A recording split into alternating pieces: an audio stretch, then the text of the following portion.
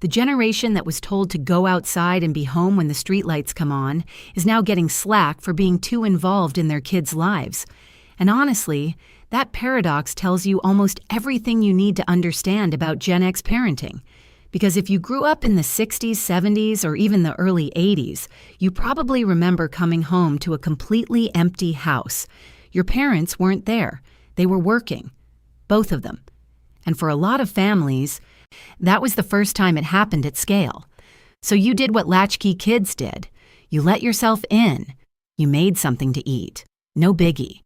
You also learned something quietly, before you had words for it. You learned that problems were yours to solve. Your mom wasn't going to email the teacher about your grade. Your dad definitely wasn't going to intervene in your friendship drama. He'd tell you to work it out yourself, or not at all. That daily autonomy shaped you. It gave you resilience. It gave you competence.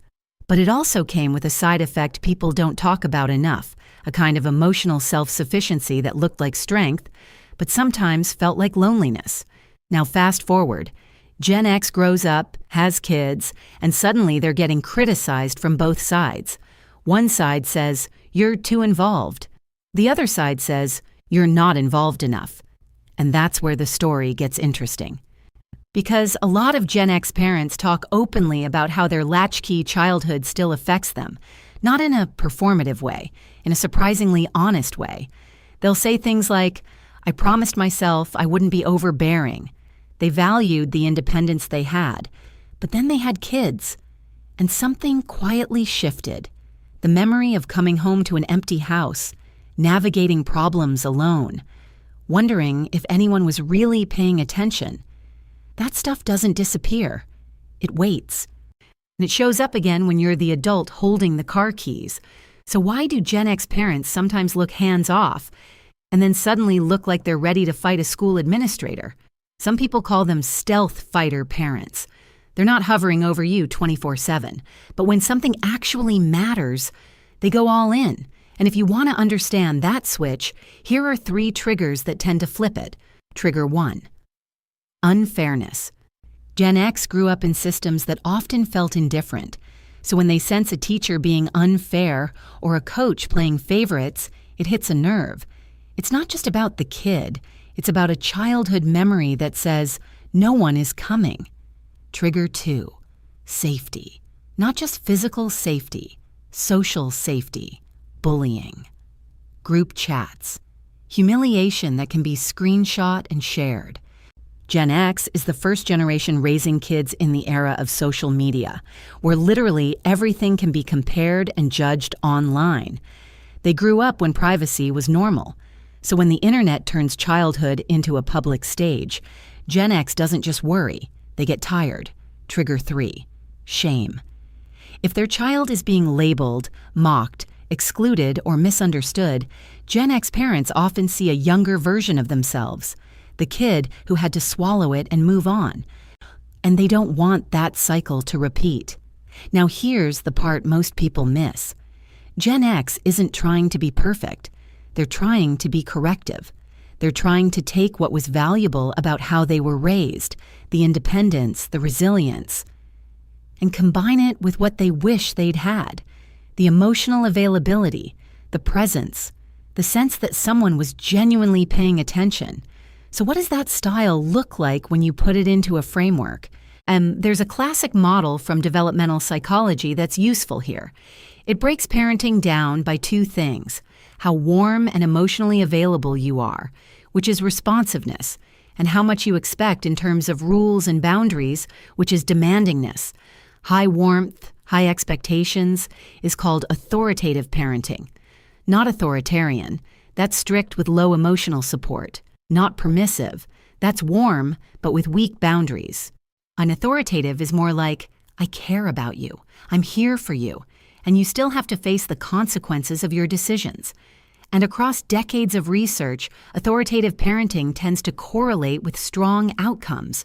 Better emotion regulation, higher self-esteem, better problem solving, less anxiety and depression, better academic performance, better peer relationships. Now, there's no single giant study proving Gen X parents as a whole are authoritative, But when you listen to how they describe their goals, be present but not suffocating. Set boundaries but stay warm. Show up but still let kids struggle. It maps onto that framework pretty closely. And here's where we add something practical. If you want the authoritative vibe without sounding like a parenting book, you need 2 kinds of sentences.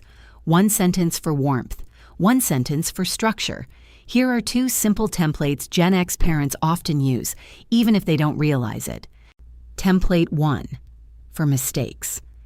I'm not mad at you for messing up. I'm here. Now let's fix what needs fixing. Warmth plus accountability. Template 2, for boundaries.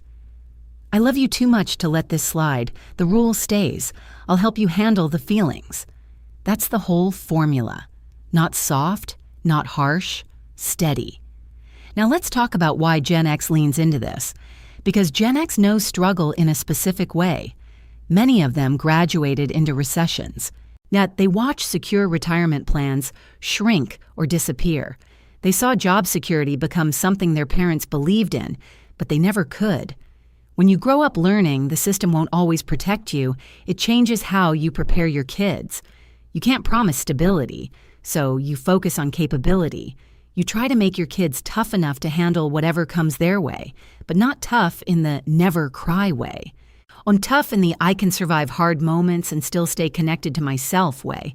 And that's a huge shift, because Gen X parents are also dealing with a world that's heavier than the one they grew up in.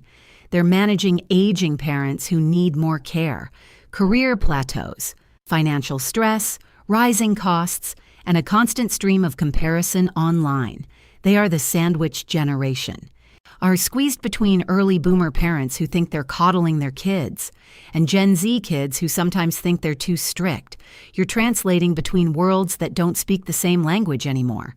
Your parents think you're too soft, your kids think you're too hard, and you're just trying to build a home that feels safer than the one you grew up in, without raising someone who collapses the first time life says no. So how do you do that without overcorrecting? Because overcorrection is the hidden trap for Gen X. If you grew up with "no one is coming," you can swing too far into "I will always be there." And that sounds loving, but it can accidentally teach a kid one dangerous lesson. I can't handle this without you. So here's a 60-second checklist that keeps you in the sweet spot. 1. When your kid panics, don't rush to solve. Name what's happening. You're overwhelmed. That makes sense. 2. Ask one question before giving advice. What part feels hardest right now? 3. Offer support in levels. Do you want me to listen, help you think, or help you do something? 4. End with ownership. Whatever you choose, you can handle the next step. I'm here if you need me. That's it. Presence without rescue. Warmth without surrender. Boundaries without humiliation. And this is where Gen X's relationship with technology adds another layer. They're old enough to remember life before the internet, before smartphones consumed everything. They had childhoods where boredom was normal, where you had to invent fun. They know what presence actually feels like because they've lived both worlds. So when Gen X sets screen boundaries, it's often coming from lived experience rather than fear. They understand the tools, but they question the costs. They're more comfortable with technology than their boomer parents, and more skeptical of it than their own kids. Which creates a very specific scene you've probably seen. A Gen X parent at a school event. They look slightly uncomfortable around the super intense hovering parents, but they're still fully there, not just in the bleachers on their phone, actually there. And that might sound like a contradiction, but it's the goal. Raise kids who feel both secure and independent, like you know they've got your back, and you also know how to handle your own stuff. Is it perfect? No. And it probably doesn't match whatever trend is popular this week on parenting social media. But for a generation that was often described as one of the least nurtured, the fact that they're showing up emotionally is a big deal.